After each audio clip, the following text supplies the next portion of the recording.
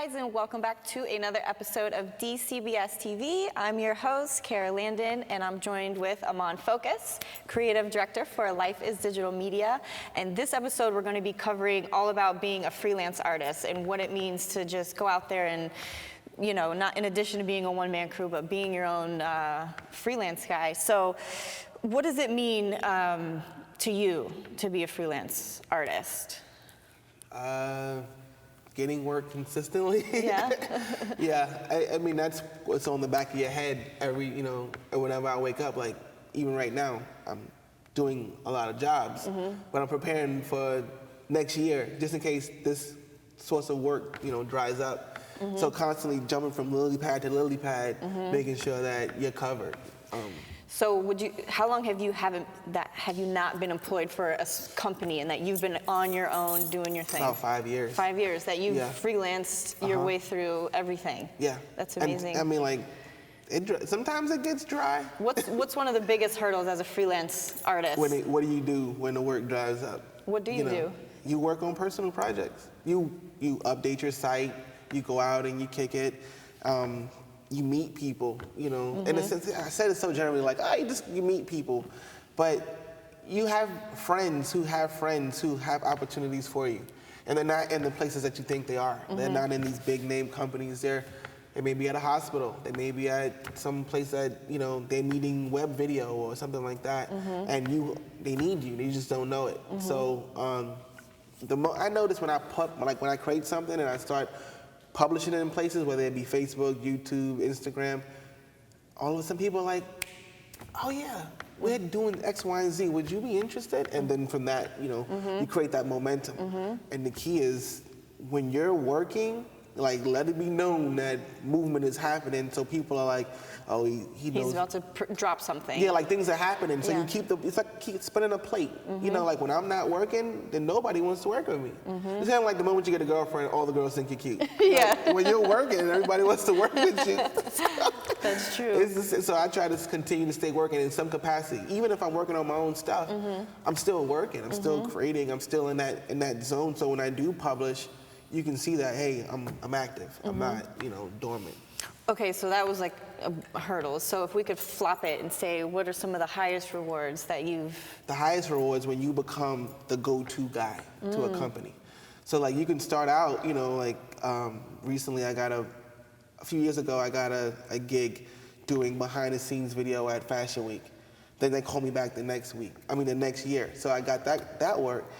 And then eventually, that turned into something like, we're having this event, can you capture that? It was a personal thing, it wasn't even about Fashion Week. So I got to end with the company. And then to make a long story short, they were like, we have hair care products, and we have 4 brands, and each brand has a dozen videos, and they all need a video. So send us an estimate. So that's the reward. Now you're the go-to guy. And then was really the big reward when they're like, this magazine that we're associated with, they don't have a video guy. So a totally different company. So you're being recommended by one company to another company. And then, like now you're just the guy, like I know a guy and you're the guy. You're kind of like the wolf in Pulp Fiction. Don't worry, I know a guy. That's who you want to be. Like that's who my role model was in Full Sail. I was like, I want to be that guy.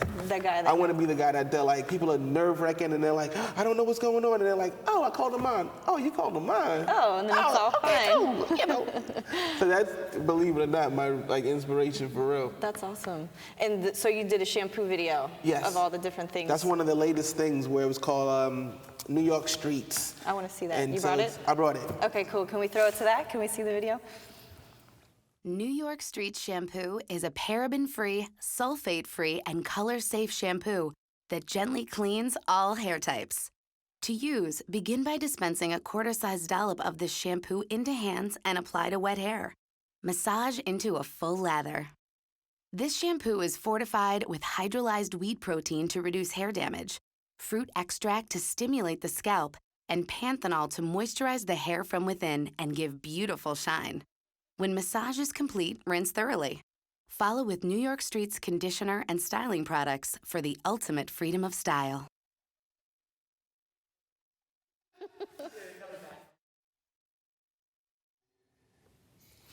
All right, guys, so you're saying that that video stemmed from a previous year of shooting videos for Fashion Week. Like 2 years ago, like 2 years prior to that, And then opened up to these web videos that, like, you know, ended up being a large chunk of work. and that was a one-man crew also. Yes. That was you out there doing that all by yourself. So as like, well. you know, they would say, at first they were like, we need to record the voiceovers. I was doing that too. But then eventually they were like, we want, you know, as they progressed in the videos, they were like, we're gonna hire a professional voiceover artist who went to a studio, but then they would just give me the audio. Right. So I would go in with like a Mark II and a Mark III and some lights and set up the scene and, you know, like on the fly. Well, I would visit the house first. Yeah. So, okay, and kind of like logistically, how would this work? And then, you know, go in and just shoot it all up. And we had a shot list, which was really great. So the client became like, I don't know, I guess she was the producer at that point, but she had a shot list. Like, do we get this shot, the wash, the rinse, awesome. you know, the close-up of this? So that helped, you know, to be able to include the client as well. Like these days, like a video guy can literally be anybody. If I need you to hold the camera while I'm eating a donut, you are a video guy. Yeah, I'm gonna set it up for you. Don't push zoom, just hold it right here. Okay. So like people like to, it makes for a better work environment when people are included. Yeah. Because if you're just like, oh, I got this, I don't need anybody, and like, okay. So a when you piece of drop advice something, is they're looking at, don't be the only guy, include. No, even though I'm a one-man crew, Yeah. I make my crew on the fly. Like, Yeah. okay, this is what I'm not afraid to say, hey, can you hold this boom? I've had clients, like, literally, but they're, like, happy, like, I'm the boom guy. And I'm like, how the highest in the shot? You know, like, so, for real, even though you're a one-man crew, you still utilize the people in your environment, and you do it friendly. You know, you ask, and you make it an experience for them. So the same way I'm touching a goat at a petting zoo is the same way they're looking to go, hey, the camera, the boom mic's in the shot. You know, I've said that, like, look at the screen. Can I hold it like this? And they're like, up higher. So they're getting the experience as well. And That's cool. being able to do a great job, that's just part of it. But the experience that you provided along with that is what gets you called. Yeah. People calling you back, Yeah. you know, that because they remember that. That's awesome. So here's something to think about. So if you graduated yesterday, times are definitely different. What would you do different? I wouldn't worry about the money so much. Like, Yeah. I was really like, how much does that pay? No, I'm good. Like, you know what? Like, not like that. But seriously, I was more concerned with like how much things cost and how much I was being paid and what the hourly was. But these days, like, once you get a nice steady income, and it'll happen. Like, it just out of, You take the pressure off yourself. yeah, you take the pressure off yourself, then you can just focus on making good work. And that alone will get you more work, you know, regardless of, even if it's, like I have a friend, when I go back, they have a jewelry line that they created. So I'm like, let's shoot it. Let's have fun with it. Let's have a Sunday fun day. You know, like instead of me sitting up watching 5 seasons of Breaking Bad, let's go shoot your jewelry. And we don't gotta talk about numbers. Let's just have fun and create something cool. Yeah.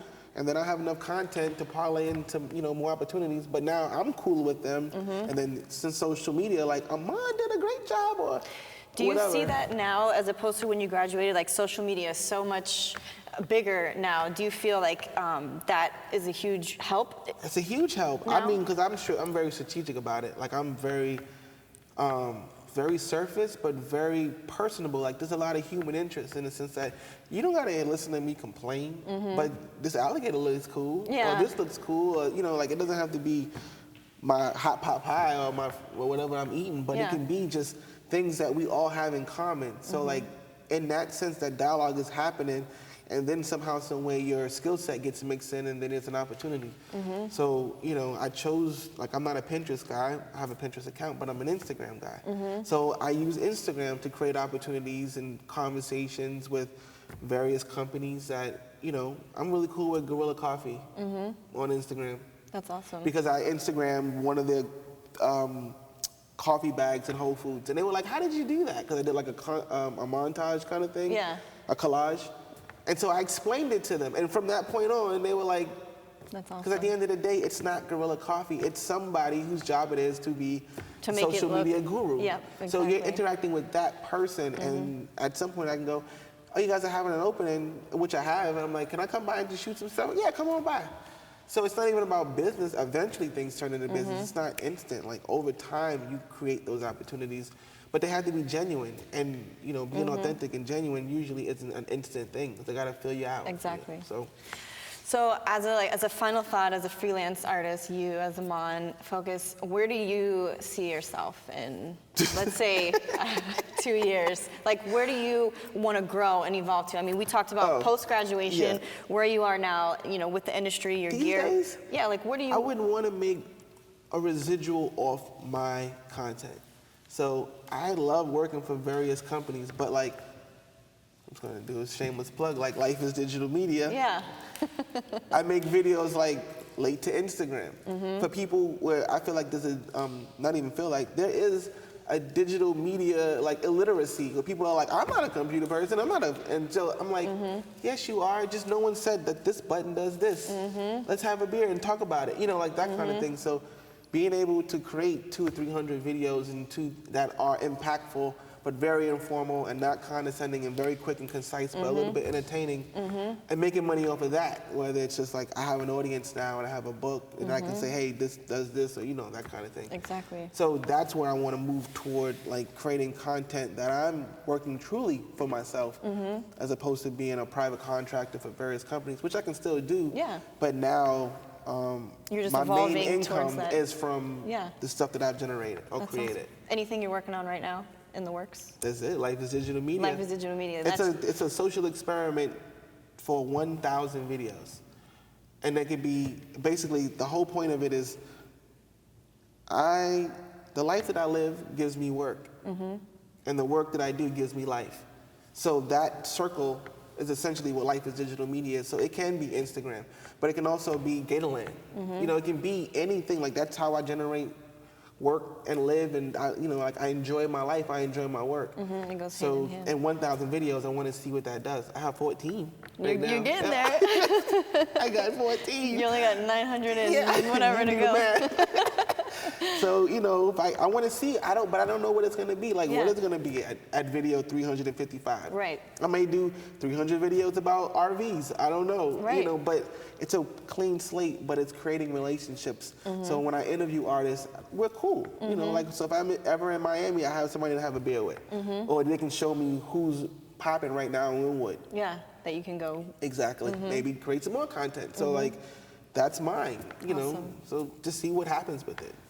So any final thoughts, advice you want to give out to freelance artists, new, old? The people that you know right now have opportunities for you.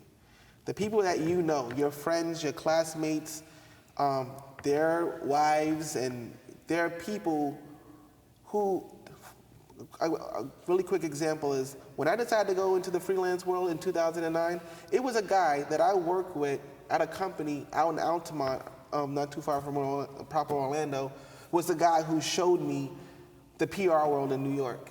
But we kicked it hard in Florida, and when he got there, he looked out for me. He didn't have to do that. He was the guy who was like, you're shooting your DSLR with one of the camera settings? Nah, man, we only shoot manual. And I'm like, I'm gonna make bad pictures. He's like, get those out the way so you can get to the good pictures. So having people like that in your life, whether they throw you opportunities or throw you gems that you're like, you know what, I should shoot on manual. Keep those people in your life, and that will keep you working. And just do right by people, because they remember that. Yeah. They kind of remember the work, but they remember how you interacted. It's like, I know you can do the work, but do I But you don't want to want do to it work with you don't want to work with the sour guy. You want to have somebody that's personable. And Yeah, but even if you work with the sour guy, like how do I turn this sour guy into a sweet guy? Because usually they're the sweetest guys. Yeah, like, that's true. I've had bosses who try to be intimidating, but when you get down to it, they're just scared. Yeah, but if you try to battle them, that's where they know that. Yeah. So if you kind of just tap into the human interest of like, IPA beer, yeah, and then that's where it's at. So like everything else is irrelevant. Right. We have this relationship. You connect on something. You gotta find that connection, and that connection will basically dissolve all whatever that negative energy was. And I mean, like working in tourism, I'm in the Everglades, I'm in Kentucky, I'm doing and I'm meeting a variety of people, and I don't care what their nationality or background is. I'm like, Cardinals fan, huh? I don't know anything about baseball, but I'm like, tell me about the Cardinals. Like, and we're just kicking it, and so like I'm genuinely learning about it, but we're not talking about politics and Right. other things that can just kind of get kind of messy. Yeah. You know, it's about business, but we're still here to interact. So let's make it a Exactly. positive experience. That's really good advice. I think that can even go for not just freelance art, but life in general, like life advice. You Yeah. know, find something with common interests with people and just Yeah, make it makes good life a hell relations. of a lot easier because we all have these opinions that we put on our back like facts. You know, but they're just how you feel. Right. You know, it's not that serious. Right. That's great. Thank you. You've given us so much information. I know we can keep going, but I think that's almost the wrap of our show, guys. So I want to say thank you for joining us on this episode of The Freelance Artist with Amon Focus. And make sure to check out his website and links, and we'll put it all up there for you. So thanks again, guys, for watching DCBS TV.